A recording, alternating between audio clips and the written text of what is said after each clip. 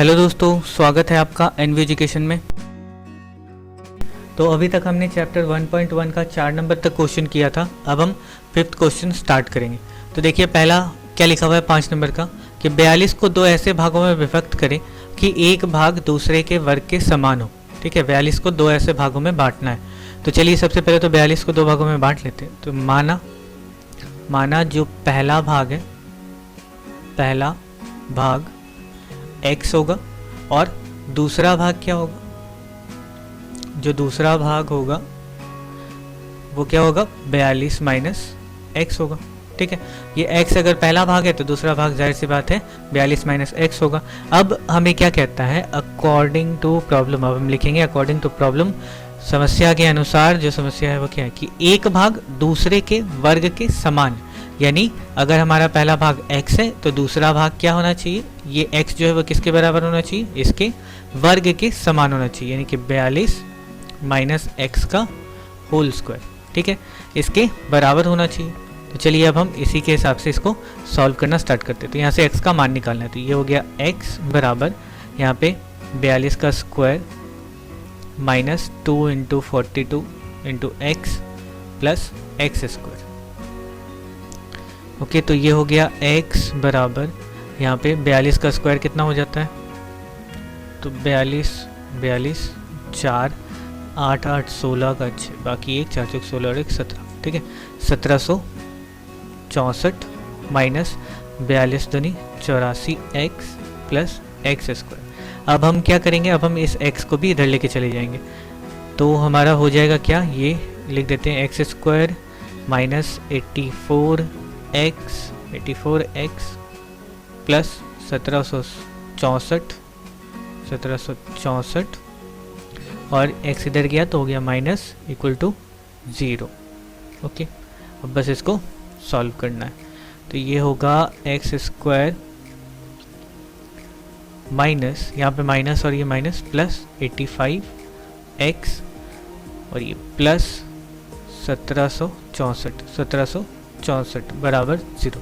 अब हम middle term factor करेंगे। ठीक है, मिडिल टर्म फैक्टर कैसे करते हैं, तो जो भी यहाँ पे नंबर होता है और यहाँ जो नंबर होता है इन दोनों को गुना करके उनका उत्पादक निकाल करके हम उसे मिडिल टर्म फैक्टर में बनाने में सॉल्व करते हैं। तो चलिए 1764 का हम उत्पादक निकालते हैं। वैसे 1764 क्या है, 42 गुना 42, इसको तोड़ सकते हैं इसको, ये क्या हो गया 7 छक 42, यानी कि 7 इंटू 2 इंटू 3, और ये 42 क्या हो गया 7 इंटू 2 इंटू 3। तो उतना हमें उत्पादक निकालने की ज़रूरत नहीं पड़ी, ये जल्दी हो गया। अब हमें क्या लेना है 85 लेके आना है। तो इन दोनों को गुना करके देखते हैं। अब इन नंबर्स को जोड़ घटा करके हम देखेंगे कि 85 कैसे आता है। ठीक है, तो ये 7 7 49 और 3 दूनी 6 और 6 6 6 36, यानी कि 49 और प्लस 36, ये हो जाता है कितना 85। ठीक है, तो हमारा जो मिडिल टर्म नंबर है वो कितना होगा, ये x square minus 49 plus 36 plus 1764 बराबर 0। यहाँ से x square minus 49 x minus plus minus minus 36 x plus 1764 बराबर 0। अब यहाँ से हम लेते हैं कॉमन, यहाँ से x कॉमन गया तो ये x माइनस 49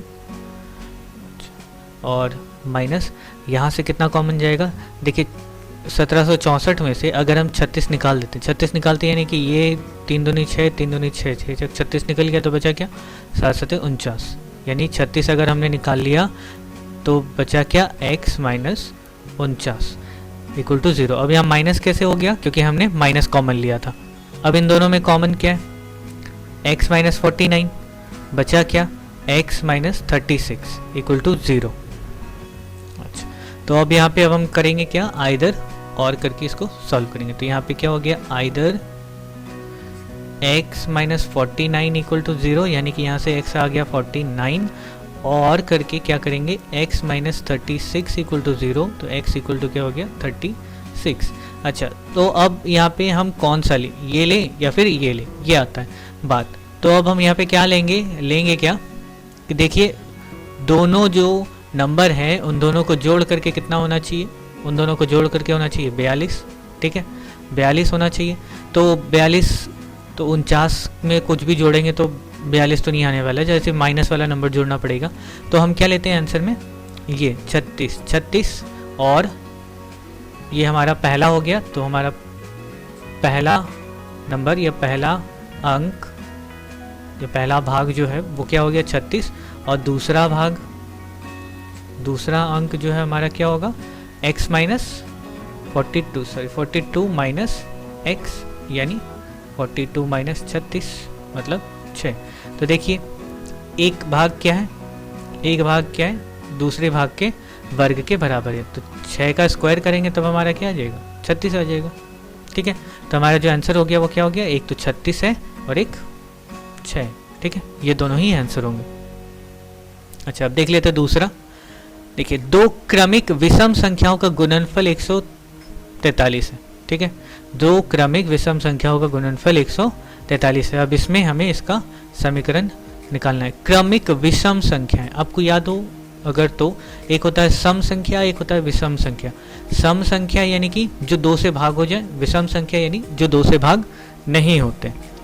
तो यहाँ पर दो विषम संख्या है। अच्छा दो विषम संख्या है, जैसे मान लीजिए 1 2 तो नहीं होगा, 3 5 7 9, ये सारी इस तरह से जो भी संख्याएं कंटिन्यू करते चले जाइएगा तो ये सारी संख्याएं क्या हैं, विषम संख्याएं। अब विषम संख्याओं के दो एकदम पास के दो क्रमिक संख्याओं में अंतर कितना का है, 2 का। यानी कि अगर 1 है, 1 के बाद जो 3 है वो क्या है 1 + 2 है, जो 5 है वो क्या है 3 + 2 है। मतलब हर एक में क्या ऐड हो रहा है, 2 ऐड हो रहा है, ठीक है, हर एक नंबर में 2 ऐड हो रहा है। तो अगला जो है वो हमें विषम संख्या मिल रहा है, ठीक। यानी इसी तरह से अगर हम समझें कि अगर x एक विषम संख्या है, x एक अगर विषम संख्या है तो इसका ठीक अगला वाला विषम संख्या क्या होना चाहिए, x + 2 होना चाहिए, ठीक है। तो इसी तरह से हम करेंगे कि यहाँ पे दो क्रमिक विषम संख्याएं बोला है, तो यहाँ पे मान लेंगे, माना पहला विषम संख्या x है, तो इसके ठीक बाद वाला, ठीक है, तो दूसरा क्या होगा, दूसरा विषम संख्या जो है वो होगा x + 2, ठीक है, इसके ठीक बाद वाला संख्या। क्रमिक बोला है इसलिए हम इसके बाद वाला नंबर लेंगे, ओके। तो इन दोनों का गुणनफल कितना दिखा रहा है 143। तो अब हम लिखेंगे अकॉर्डिंग टू प्रॉब्लम कि x गुना x + 2 बराबर 143, ठीक। तो अब इसको सॉल्व करना है, बस x² + 2x माइनस 143, इस 143 को इधर लेके चले आते तो इधर बच गया 0। अब क्या करेंगे, अब हम इसको गुना करेंगे, ठीक है, मिडिल टर्म फैक्टर करेंगे। तो ये x² 143 क्या होता है, 143 होता है 13 × 11, ठीक है। तो इसको करेंगे क्या, +13 माइनस 11 2 माइनस 143 = 0। अच्छा ये x² यहाँ पे x है +13x minus 11x minus 143।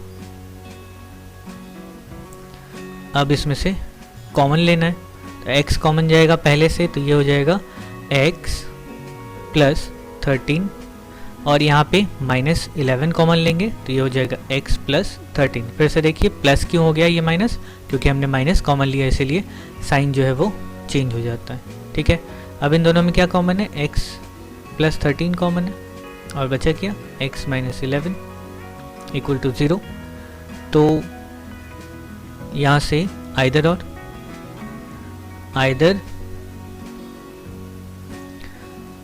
x + 13 = 0 होना चाहिए, यानी कि x बराबर यहाँ से क्या निकला -13 और x - 11 = 0 होगा, तो x बराबर क्या होगा 11। अब देखिए कोई भी संख्या जो है हम नेगेटिव नहीं लेंगे, ठीक है, नेगेटिव नहीं लेंगे, माइनस वाला नहीं लेंगे, इसलिए हमारा आंसर जो है वो क्या होगा 11। तो हमारी जो पहली संख्या है, पहली संख्या क्या होगा 11 और जो हमारी दूसरी संख्या होगी वो क्या होगी x + 2 यानी कि 11 + 2 मतलब 13, ठीक है। तो ये दोनों हो गए हमारे आंसर्स। अगला देखते हैं अब नेक्स्ट। अब देखिए यहाँ पे क्या है, दो क्रमिक संख्याओं के वर्ग का योग 313 है। ठीक है, दो क्रमिक संख्याएं बोल दिया है, यानी कि 1 2 3 4 5 इस तरह से। तो यहाँ पे देख रहे हैं सब में क्या हो रहा है, 1 प्लस होकर के अगला नंबर आ रहा है।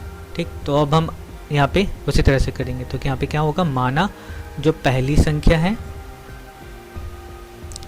पहली संख्या x है, तो इसलिए दूसरी संख्या क्या होनी चाहिए, x प्लस 1 होनी चाहिए। अब इन दोनों के वर्ग का योग 313 है। ठीक है, अब अकॉर्डिंग टू प्रॉब्लम इसका वर्ग प्लस x प्लस 1 का वर्ग बराबर 313। ठीक है, बस इसको सॉल्व करना है। तो ये हो गया X square plus 2x plus 1 equal to 313। यहाँ पे हो गया 2x स्क्वायर प्लस 2x और यहाँ पे प्लस 1 माइनस 313 बराबर 0। तो ये हो गया 2x स्क्वायर प्लस 2x और यहाँ पे माइनस 312 बराबर 0। देखिए दोनों सब में से 2 कॉमन है तो 2 कॉमन ले लेते हैं। तो ये हो गया X square plus X minus यहाँ पे हो जाएगा 1 और 5 और 6 इक्वल टू 0। अब ये 2 जो है वो इधर चला जाएगा, यानी बचेगा क्या, X square plus X minus 156 equal to 0/2। 0/2 equal to क्या होता है, 0। तो हम इसको डायरेक्ट लिख देंगे 0। अब हमें करना है मिडिल टर्म फैक्टर। तो 156 को अब क्या करना है, हमें उत्पादक निकालना है इसका। तो इसका उत्पादक 7 8 2 से 3 से 13। ठीक है, हमें 1 लाना है। तो देखिए यहाँ पे 4 तिया 12 और 13। ठीक, तो हो गया ये। तो ये हो गया X square plus 13 minus 12 X minus 156 equal to 0। X square plus 13x minus 12x minus 156 equal to 0।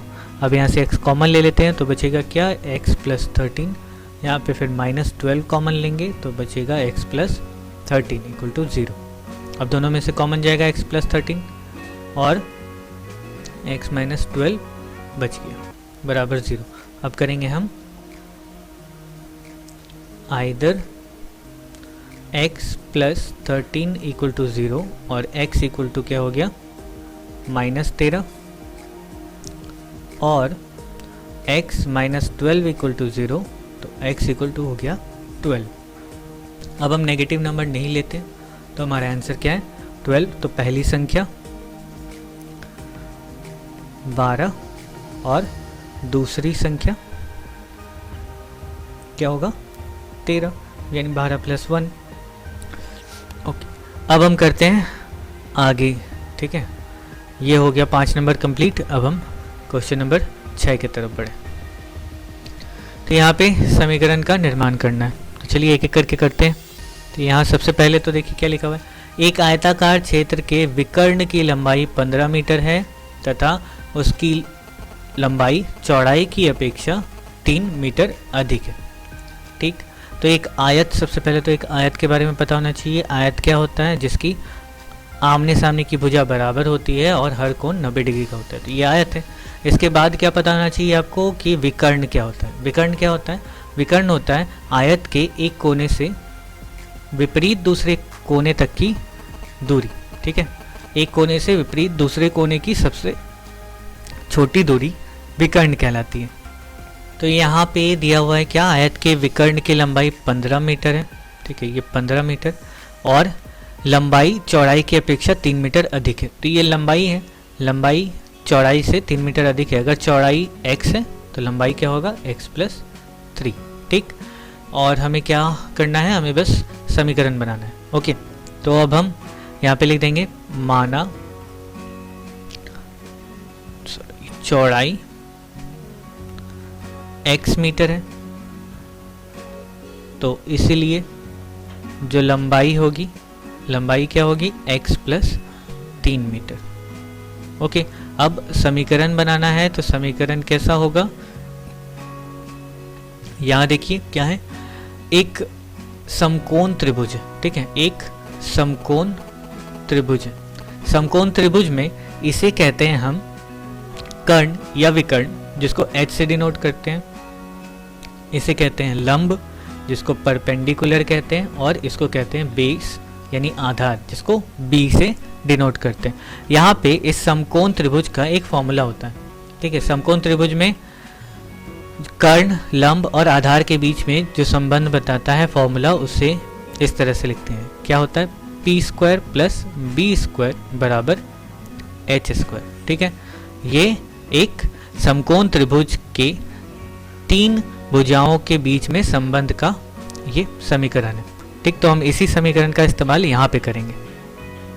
तो यहाँ पे क्या है कि p स्क्वायर यानी x square plus b square यानी ये है हमारा बेस, ये x प्लस 3 का होल स्क्वायर बराबर h स्क्वायर। h क्या है, h 15 मीटर है, तो 15 का होल स्क्वायर, ठीक है।